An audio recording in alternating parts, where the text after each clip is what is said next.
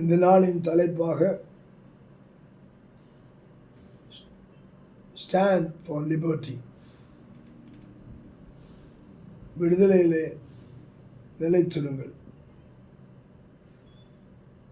இதற்கு ஆதார வசனமாக கலாத்தியர் 5ஆம் அதிகாரம்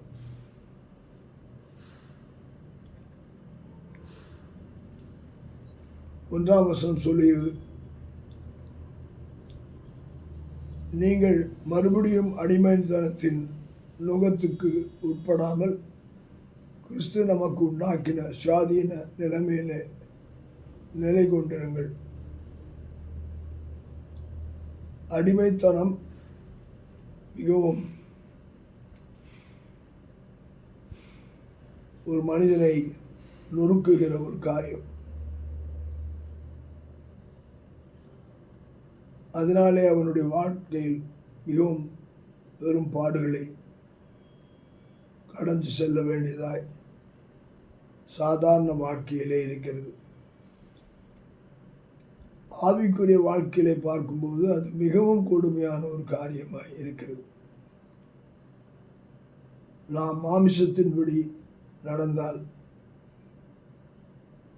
மாமிசத்துக்குரியவைகளை அழிவை தான் அறுப்போம். நாம் ஆவிக்குரியவைகளை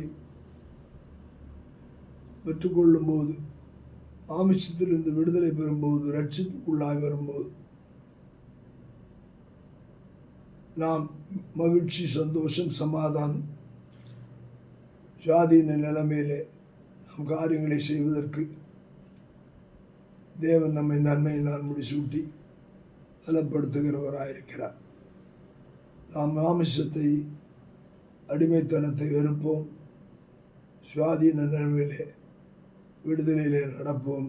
கர்த்தர் நம்மை ஆசீர்வதிப்பாராக. ஆமென்.